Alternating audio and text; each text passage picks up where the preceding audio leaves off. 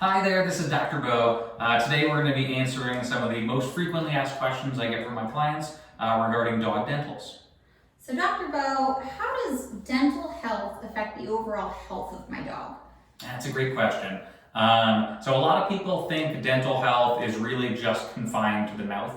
And that's true in part, we see calculus build up right on the teeth. The problem is that presses up right against the gums, and the gums are very vascular. So it's very easy for bacteria to jump into the bloodstream, and your dog's vessels can bring those right to the heart, liver, kidneys, things like that. So we can see systemic problems coming from something as simple as some moderate dental disease.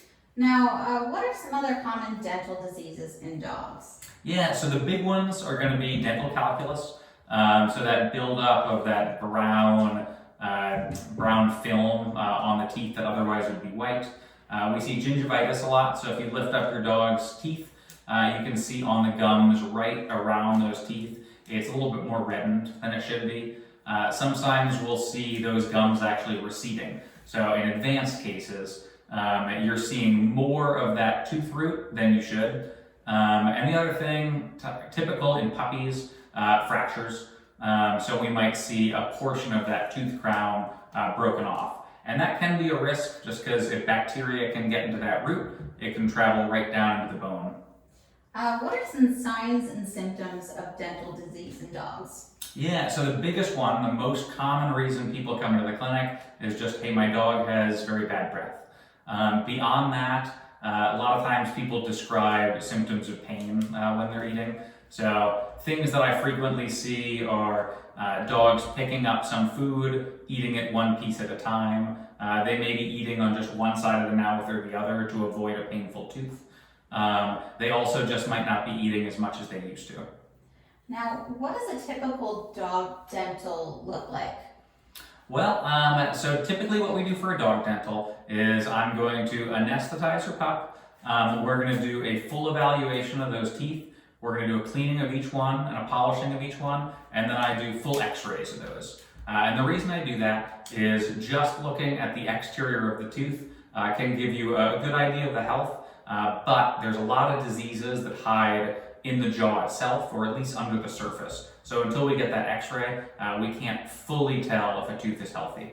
Now, you mentioned anesthesia. I've heard some vets offer anesthesia-free dentals. Is that true?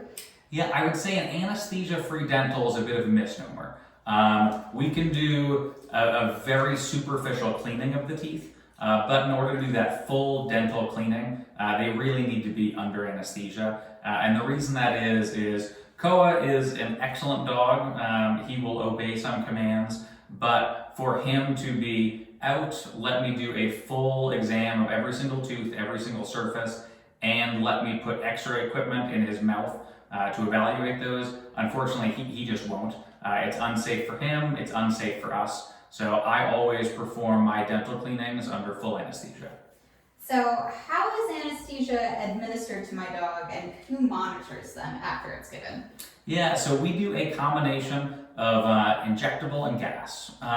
So we're going to give some pre-medication that's going to make sure that he's not going to feel any pain, any discomfort, and then we're going to maintain them on a gas anesthesia. And the benefit of that is dentals, we never know quite how long they're going to take.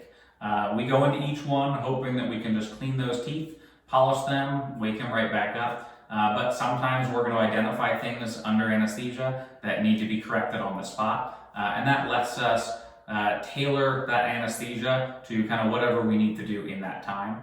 And once they are under anesthesia, I have a technician who specializes in anesthesia monitoring, and she's going to watch our state-of-the-art anesthetic monitoring equipment and make sure your pup does really well the whole procedure. How do I know if my dog will have a reaction to the anesthesia? Yeah, so the best way to know is if we've ever had a reaction to anesthesia before.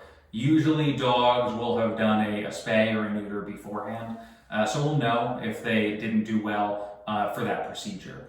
But ultimately, as with any new food, any new medication that you or your dog takes, they could have an allergic reaction. So that's something that we monitor very closely for, and it's something that we very, very rarely see. Now, why are antibiotics and pain medications sometimes prescribed for dog dental procedures? Yeah. Now, I don't always send home pain medications or antibiotics. It's going to depend on what we do during that dental. So if it's just a cleaning and we wake them right back up, there's no need for me to send those home. If we end up having to do any extractions, remove any small masses there, then I will make sure to send home antibiotics just because dog mouths are very dirty. So I want to make sure we're not contributing to any infections. And then anytime I'm going to do any sort of a procedure, I want to make sure they're comfortable at home. So we'll send them home with pain meds for as long as that recovery period is. Now, in addition to doing a dental procedure, how can I care for my dog's teeth at home? Yeah, now luckily there are a lot of products on the market right now. The gold standard is going to be teeth brushing. That's why dentists recommend we do it. So if you're able to do that at home, at least a few times a week, that's going to go a long way at preventing that dental disease. A lot of dogs won't allow it. A lot of owners, it just doesn't fit with their schedule. So beyond that, I don't have recommendations one versus the other, but there's dental chews, there's water additives, there's food additives, there's specialty diets. A lot of great options. It really comes down to your individual dog. So we may want to try one, see how they respond. If it does a good job of keeping that plaque, gingivitis down, we can continue with it. We can always add in an additional therapy. Now, if those therapies at home aren't working and I need to schedule a dental procedure, how might I go about doing that? Yeah, the best thing to do is just give us a call. We can schedule a regular visit. I'll do an exam of the mouth. We can make a determination about kind of if a dental is needed at that time, and then we're going to do some pre-anesthetic blood work before any anesthesia, and we're going to make sure that your dog's a good candidate.